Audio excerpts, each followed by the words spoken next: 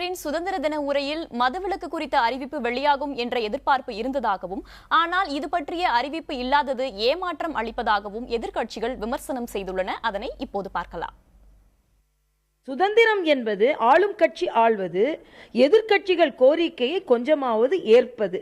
ஆனால் இத்தனை எதிர்க்கட்சிகள் சொன்ன பின்பும் மக்களும் விருப்பப்படும் பொழுது, மாணவர்களும் விருப்பப்படும் பொழுது தமிழக அரசு மது ஒழிக்க வேண்டும் என்று, டாஸ்மாக் கடைகள் அகற்றப்படும் என்று, சாராயம் இல்லாத தமிழகம் படைக்கப்படும் என்று ஒரு அறிவிப்பாவது கொடுத்திருக்க வேண்டும். இல்லை என்றால் அறிவிப்பின் அறிகுறியாவது இருந்திருக்க வேண்டும். அது அறிவிக்காமல் விட்டது தவறு. இது நம்முடைய மதுவிலக்கு கொண்டு வர வேண்டும் என்பது அரசியல் கட்சிகளுடைய கோரிக்கை மாத்திரமல்ல. இது தமிழ்நாட்டுடைய அனைத்து பகுதி மக்களுடைய கோரிக்கை. அவை அரசியலுக்கு அப்பாற்பட்டு பெண்களுடைய குரலாக இன்றைக்கு இருக்கிறது, ஏழை எளிய மக்களுடைய குரலாக இருக்கிறது. தமிழ் மக்கள் எதிர்காலத்தில் நல்லா வாழ வேண்டுமானால் மதுவிலக்கை கொண்டு வர வேண்டும் என்பது மக்களுடைய கோரிக்கை. அதை புறக்கணிப்பது எந்த வகையிலும் சரியல்ல. மதுவிலக்கை பற்றி தமிழகத்தில் இருக்கக்கூடிய மக்கள், தமிழகத்தில் இருக்கக்கூடிய ஜனநாயக இயக்கங்கள் தங்களுடைய கருத்துக்களை, இயக்கங்களை நடத்தி கொண்டிருக்கிறார்கள்.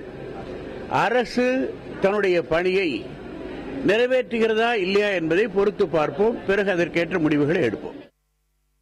மக்கள் ஆவலோடு எதிர்பார்த்திருந்தார்கள் தமிழகம் முழுவதும். ஆனால் ஜெயலலிதா அவர்கள் ஏதோ பென்ஷன் தொகையை 500 ரூபாய் 250 ரூபாய் என்று உயர்த்தியதை மட்டும் அறிவித்துவிட்டு உருப்படியான திட்டங்கள் எதையும் அறிவிக்கவில்லை. மதுவிலக்கை பற்றி ஒன்றும் சொல்லவில்லை. ஆகவே மதுவிலக்கு வேண்டும் என்ற போராட்டம் தமிழகத்திலே மிக தீவிரமாக, இன்னும் தீவிரமாக நடைபெறும் என்பதை மட்டும் நான் இப்போது சொல்லிக் கொள்கிறேன்.